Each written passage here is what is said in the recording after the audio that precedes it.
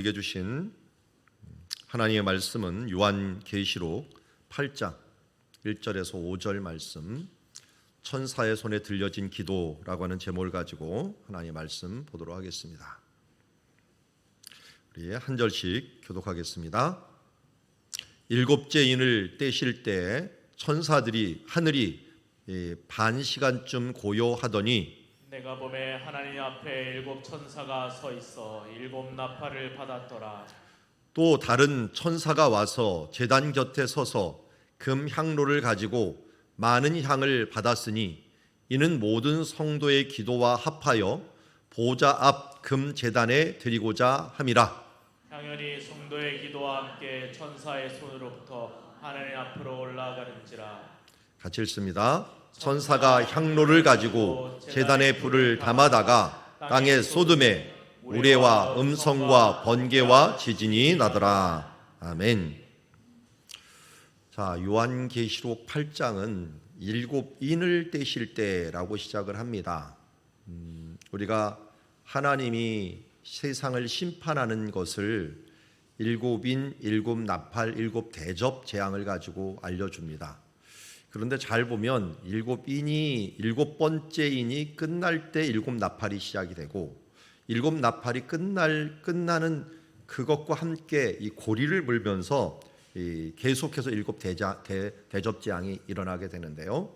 일곱 인과 일곱 나팔 재앙이 나팔 재앙이 일어나는 요 와중에 하나님께서는 계속 심판만 이야기하는 게 아니라 이 하나로 올라갈 때마다 하나님의 보좌의 모습을 알려줍니다. 그리고 이때마다 계속적으로 일하는 존재가 있는데 그 존재가 천사입니다. 그 천사는 하나님의 섬기는 영이다라고 했는데 하나님의 일들을 진행하고 하나님의 심판을 진행하고 구원을 진행할 때마다 계속적으로 천사가 등장하는 모습을 보게 됩니다. 자, 우리는 이미 요한계시록 5장 그리고 계시록 7장에 보면은 천사가 어떻게 하나님을 섬기는가 하는 부분들을 알 수가 있습니다. 먼저 5장 11절에 보니까 내가 들음에 보좌의 생물들과 장로들, 이 장로들은 우리 성도들을 대표하는 사람들인데요. 그 많은 천사의 음성이 있으니 라고 했어요. 그러니까 보좌와 생물과 장로들을 둘러싸고 있는 많은 천사들이 있는데 그 수가 만만이요 천천, 헤아릴 수 없을 만큼 천사들이 많다는 것입니다. 섬기는 자가 많다는 거죠. 섬기는 영이. 그러면서 큰 음성으로 뭐라고 얘기합니까? 죽임을 당하신 어린 양은 능력과 부와 지혜와 힘과 존귀와 영광과 찬송을 받으시기에 합당하더라. 천사가 하는 일들 중에 으뜸되는 일들이 바로 이 찬송입니다. 하나님을 높여드리는 일들이에요. 그리고 계시록 7장에도 또 나와요. 우리가 각 나라와 족속과 백성과 방언에서 아무도 셀 수 없는 큰 무리, 이 사람들은 구원받은 사람들이에요.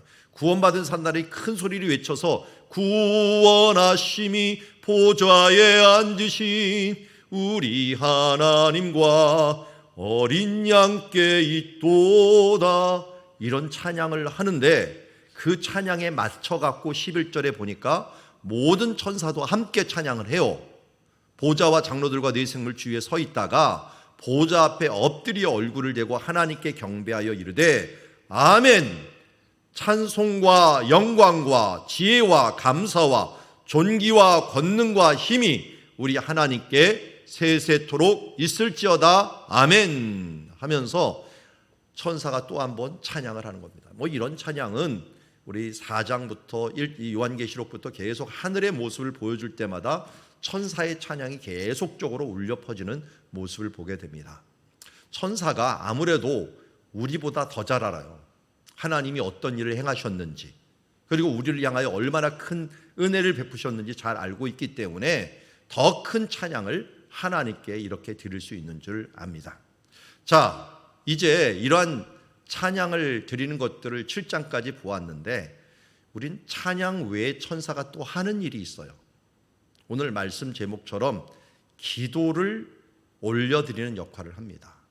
여기 보니까 계시록 8장 3절에 또 다른 천사가 와서 제단 곁에 서서, 이 제단은 무엇일까요? 우리 성막에 보면 번제단이 있는데 여기는 성도들이 제물을 드리면서 예배를 드리는 것이죠. 그러니까 제단 그러면 우리가 하나님께 지금 예배 드리는 현장을 제단이라고 얘기를 합니다. 제가 지금 말씀 제단에 서 있지만 우리가 이 말씀을 함께 듣고 있으니 이 제단 앞에 서 있는 존재들이라고 할 수가 있어요.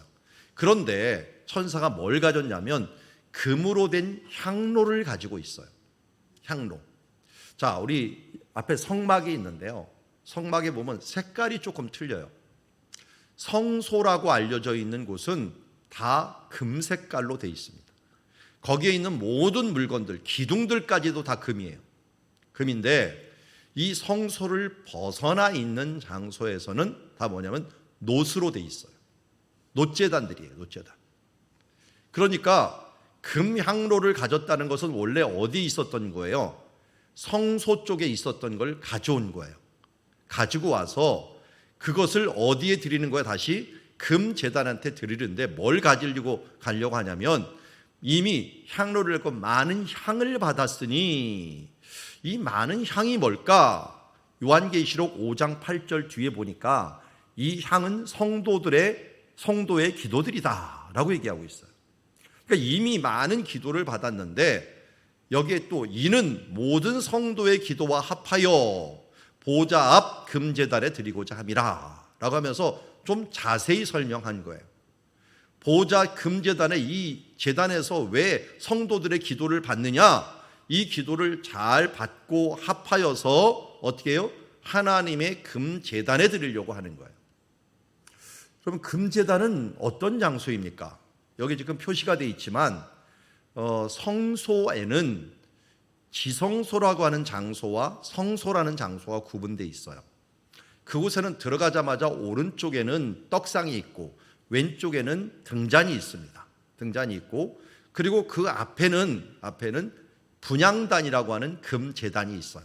그러니까 성막이라고 하는 큰 구조에서는 제단이 두 개예요. 놋제단과 금제단이. 금제단. 이 놋제단에서는 성도들이 기도를 드리는 거고 이 성도들이 드리는 이 향과 이 기도를 금제단에 갖다가 붓는 거예요. 붓는 거예요. 그리고 그 바로 앞에가 뭐냐면 지성소가 있어요. 지성소 안에는 바로 하나님을 보좌를 상징하는 언약궤가 있어요. 언약궤. 자, 그러니까 이렇게 돼 있는 거예요. 딱 들어가자마자 한번 상상을 해보세요. 오른쪽에 떡상, 왼쪽에 등잔, 가운데 향단이 있고 휘장이 하나 더 있는데 휘장 뒤에는 뭐가 있는 거예요? 언약궤가 있는 거예요. 자, 여기에서 분향단의 위치는 어떻게 돼요? 그러니까 떡상, 등잔, 그리고 언약궤 가운데 있어요. 가운데. 우리 이미 제가 이제 큐티할 때 보았지만 떡상은 무엇을 의미합니까? 예수님이 생명의 떡이라고도 얘기했지만 만나, 말씀, 이 말씀을 의미해요. 그러니까 예수님을 의미하게 돼요. 말씀이 육신이 된 말씀. 그리고 왼쪽에 있는 등잔은 원래 교회라고 요한계시록에 나오는데 등불이 있어요. 등불. 등불은 요한계시록도 성령님을 상징한다고 했어요. 성령님. 그러니까 한쪽에는 예수님, 한쪽에는 성령님, 그리고 그 건너편 앞에는 성부 하나님의 보좌가 있는 거예요. 그러니까 성부, 성자, 성령, 그 하나님 가운데 뭐가 있어요? 제단이 있는 거예요. 금제단. 그래서 금제단은 기도를 상징하지만 어떤 존재를 상징하지는 않아요. 그래서 하나님이 설계를 할 때 이 금제단은 언제 만들려고 하냐면 번제단을 끝낸 다음에 금제단을 만들려고 했어요. 왜냐하면 번제단이 없이는 금제단이 필요가 없어요. 왜냐하면 이 번제단이라고 하는 놋제단에서 성도들의 기도가 쫙 올라가서 떨어지는 장소를 하나 마련한 곳이 금제단이에요. 그러니까 우리들의 기도의 위치가 어디냐면 성부, 성자, 성령 하나님의 중간이라는 거예요. 삼각형이 있는 삼위일체 하나님의 중간에 우리의 기도를 드리는 장소를 하나님이 마련해 두신 거예요. 그곳에 우리가 갈 수가 없어요. 하나님 보좌 앞으로는. 우리가 그쪽에 직접 갈 수는 없지만 지금 어떻게 하고 있어요? 천사가 우리의 기도를 다 받는 거예요. 받아갖고 그것을 하나님의 보좌 앞에, 아니 보좌 중앙에다가 그것을 내려놓는 일들을 하는 것이 천사가 하는 일이라는 거예요. 자, 여기서 우리가 잊지 말아야 될 것, 먼저 천사가 향을 받는데 아무 향이나 받지 않겠죠. 하나님께 드릴 수 있는 향을 받을 거예요. 여러분들의 기도도 마찬가지예요. 우리가 드리는 기도가 하나님 보호자 앞에 들어갈 자격이 있는 그런 기도 제목인가를 생각해 보세요. 하나님께서 기뻐하시는 기도인가, 하나님의 뜻대로 하는 기도인가가 먼저 확인이 돼야지 천사가 그 향을 넣어서 기도와 합하여 갖고 이것을 하나님께로 드리는 거예요. 천사도 하나님도 우리들의 중심을 보고 있어요. 우리는 영적인 동물이기 때문에 하나님께서 지시를 하시겠죠. 우리 안에 있는 성령님이 또한 아시겠죠. 우리가 오늘 이 저녁에도 기도할 때 성령님이 원하는 기도를 행하고 있는가, 성령님이 뜻하시는 기도를 내가 하고 있는가를 먼저 점검을 해야 됩니다. 그 기도 제목이 이제 하나님의 합한 제목으로 기도를 하려고 하면 천사가 그것을 받아놓고 받아서 이것을 하나님 보호자 앞에 넣게 되는 것을 보게 됩니다. 의외로 저도 그렇지만 여러분들도 진짜 하나님 앞에서 합한 기도 제목이 뭡니까? 라고 얘기하면 사실 잘 말이 안 떨어지는 것들이 많이 있어요. 예를 들어서 이런 거예요. 오늘 이 저녁에 하나님께서 솔로몬의 1000번째 기도 후에 나타난 그 모습처럼 오늘 나타나서 내게 무엇을 줄꼬? 라고 얘기한다면 여러분 무엇을 구하시겠습니까? 딱 하나를 구하라고 한다면, 하나님께 지금 가장 중요한 것을 구하라고 한다면 여러분들은 무엇을 구하겠습니까? 사실 우리는 잘 보면 뭘 구해야 될지, 무엇이 내 인생에서 가장 중요한 것인지, 그것이 하나님을 기쁘게 하고 나를 기쁘게 하고 내 인생의 모든 일정에서 가장 중요한 문제라고 하는 것들이 무엇일까 하는 것들을 생각해 보면은 참 내가 기도하는 제목들이 어떨 때는 하나님과 좀 거리가 있는 기도를 하고 있지 않는가 하는 부분들을 돌아보게 됩니다. 여호와의 기업을 위해서 구하는 것도 마찬가지지만 우리가 진정으로 하나님 나라를 위하여 구하고 있는가, 아니면 내 자존심과 잘 먹고 잘 사는 것, 또 남의 비교해 갖고 꿀리지 않는 것, 이런 것들을 위하여 기도하고 있는가를 돌아보아야 됩니다. 그래서 이 천사가 정말 정금 같은 향로에다가 우리의 기도를 담아 놓을 수 있는 기도를 여러분 드릴 때 이 기도의 힘은 얼마나 강력하냐, 성부, 성자, 성령 하나님의 중심에 던져져 갖고 그것으로부터 하나님께로 올라가고 그것을 받게 된다는 것입니다.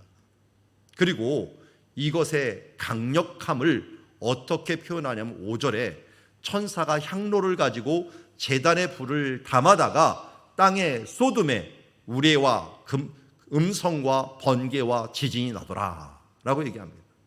자, 여기 제단의 불인데요, 사실은 이 제단의 불이 지금 번제단의 불인지 아니면 저희 금제단의 불인지 이걸 잘 모르겠어요, 저도.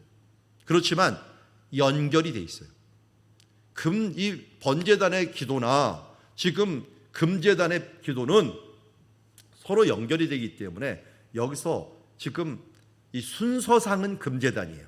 지금 금제단에서 부었으니까 거기 있는 불을 가져다가 하잖아요. 그래서 요한계시록에 보면은 이 요한계시록 9장 13절에 이런 말씀이 있어요. 여섯째 천사가 나팔을 불매 내가 들으니 하나님 앞 금제단 넷불에서 한 음성이 나서라고 얘기하고 있어요.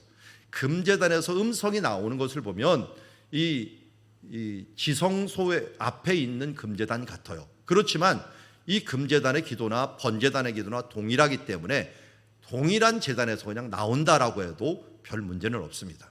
그런데 거기서 뭐가 나오냐? 불을 담아다가 땅에 쏟는다라고 하는 거예요. 이건 뭐냐면 우리 요한계시록 6장에 보면은 하나님의 말씀과 그들이 가진 증거로 말미암아 순교한 죽임당한 영혼들이 제단 아래 있답니다. 이 번제단 아래 하나님께 드려진 거죠. 제단 아래 있는데 큰 소리로 불러 이르되 거룩하고 참되신 대주제여, 땅에 거하는 자들을 심판하여 우리 피를 갚아주지 아니하시기를 어느 때까지 하시려 하나이까. 한마디로 하나님의 정의로 하나님의 공의로 심판을 안 해야 됩니까? 이들의 세상이 이렇게 악한데 하나님 왜 이렇게 가만히 계십니까? 라고 얘기하는 거죠. 근데 그때 각각 그들에게 일단 흰 두루마리를 주시며 이르되 아직 잠시 동안 쉬되 그들의 동무들 종과 형제들도 자기처럼 죽임을 당하며 그 수가 차기까지 하라 하시더라. 한마디로 뭡니까? 우리들도 지금 믿는 사람들도 이 먼저 간 순교자들처럼 순교자의 신앙을 가지고 살아가는 사람들의 수가 찰 때가 있다. 하나님의 때가 있다. 그 때가 될 때까지 기다리라는 거예요. 그런데 5절에 보니까 오늘 우리 8장 5절에는 뭐예요? 그 때가 된 거예요. 때가 되어서 그 향로 성도들의 기도, 그 성도들의 핏값, 죽임당한 영혼들의 이 간절한 호소, 이 부분들을 뭘로 표현하느냐? 불, 우레, 음성, 번개, 지진, 이것을 통해서 땅을 심판하는 것을 보게 됩니다. 하나님의 기도가 응답되는 것을 우리에게 알려주고 있는 모습이라고 할 수가 있습니다. 그렇습니다. 오늘 우리는 천사 손에 들려진 성도의 기도를 보는데 여기서 분명한 하나님의 하늘의 원리를 우리가 알려줍니다. 첫 번째로 성도의 기도를 천사들이 받고 있다는 것입니다. 천사들이 지금 우리들이 이 자리에 지금 와서, 이 자리에 천사의 영이 와서 여러분들이 하나님의 합한 기도를 드리면 향로를 지금 들고 있어요. 이 향로는 어디서 가져온 거예요? 저 금제단 하나님의 보좌 앞에서 가져온 거예요. 보좌 앞으로 다시 돌아갈 거예요. 그곳에다가 그 우리들의 예배와 기도를 합쳐갖고 이것을 하나님께 드리려고 하고 있습니다. 여러분들의 정성과 하나님을 향한 그 간절한 소원들, 하나님이 기뻐하시고 우리도 기쁜 그 기도 제목을 받아서 지금 드리고자 지금 옆에 서 있습니다. 여러분, 우리 사랑들이 가족들이 이곳에 흡족한 기도를 담을 수 있는 시간이 되기를 바랍니다. 그리고 이제 이 기도는 어디를 통과해요? 하나님 보좌 앞 정도가 아니에요. 그냥 그 근처가 아니에요.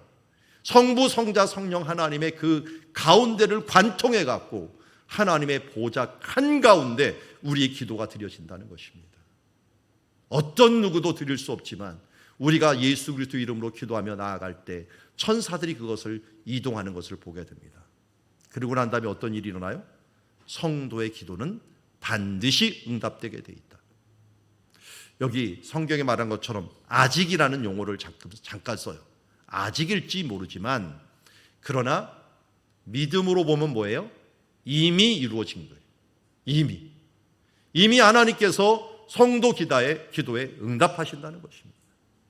그러므로 우리는 이제 우리의 예배를 받으신다는 것을 깨닫고 우리의 기도가 보좌 앞에 부어진다는 것을 깨닫고 우리 기도가 응답된다는 것을 깨닫고 이 저녁에도 우리가 하나님 마음에 합한 기도, 전체 기도, 성도들의 전체 기도와 개인 기도 모두 하나님을 기쁘시게 하는 기도로 하나님께 드려지는 시간들이 되기를 원합니다. 이것이 바로 성도에게 천국의 열쇠가 있다는 것입니다. 내가 교회에게 천국의 열쇠를 주노니 너희들이 땅에서 풀면 하늘에서도 풀릴 것이요 너희가 하늘에서 이 땅에서 묶어버리면 하늘에서 묶임바 될 것이다 라고 얘기하고 있고, 그것이 하늘에서 묶이면 어떻게 되고요? 하늘에서 묶이면 이 땅에서도 묶이는 역사, 그리고 이 땅에서도 풀리는 역사, 이 역사가 함께 일어난다는 것을 우리가 알고 오늘도 주님 앞에서 합심으로 우리 전체 기도, 또 성도들의 기도, 개인 기도, 하나님이 흡족한 기도를 드리고 보좌를 흔드는 그 기도가 드려지는 시간이 되기를 주의 이름으로 축원합니다.